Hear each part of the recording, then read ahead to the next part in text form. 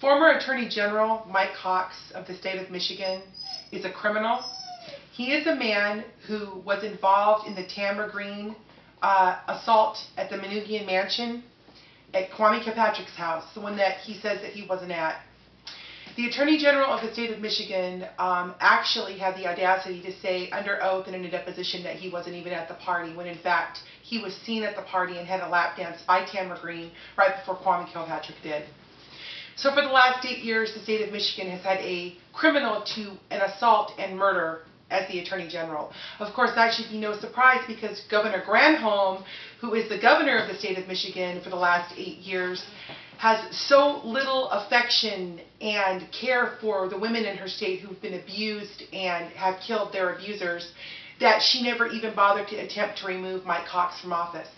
My name is Nanette Lorraine Hernandez. I am a Southwest Michigan book author, and in 2009, I was wrongfully convicted of a computer crime I did not commit. Until I became involved in the criminal justice system, I honestly believed that everyone who went to prison and jail deserved to be there.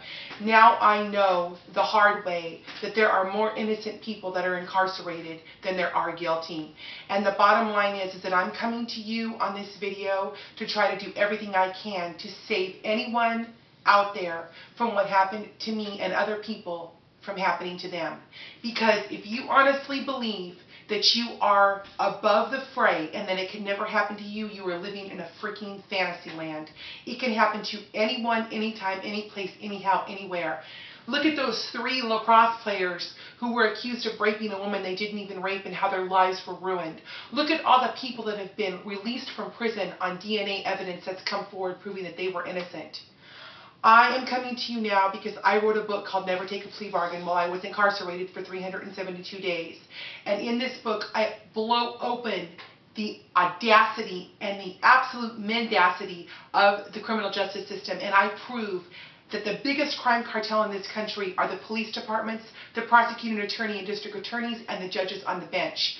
The reason why we have so much crime in this country is because they have no intention of ever doing anything to stop it.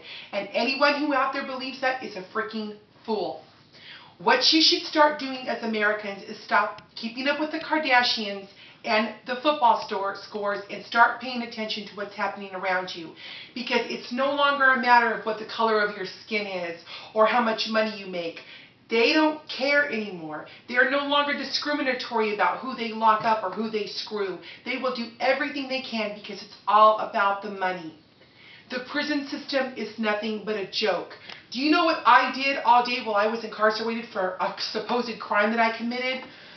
I drank coffee, hang out with my friends, watched television, wrote a book that has netted me a $500,000 book deal offer. Oh, and I lost 117 pounds. So really, prison is the best Weight Watcher system in the planet. Bottom line is that you are being lied to. Now, I was born on the 4th of July. And the Statue of Liberty has always been my, I guess, touchstone. Because she's always represented to me what was my birthday. And I am a tower of strength because of her. And I'm the kind of person who can see a silver lining in a mud puddle. And I believe what happened to me because I was meant to do what I'm doing right now, which was to do everything I can to save as many Americans as I can from taking plea bargains in cases in which they are mostly innocent or totally innocent. And I'm going to spend the rest of my life doing everything that I can to make sure that the self-defense law in the state of Michigan gets changed. Whoever you are, wherever you are, the bottom line, Michigan is one of the most corrupt states in the union. And I am going to do everything I possibly can to expose all of the cruel and corrupt politicians in this state.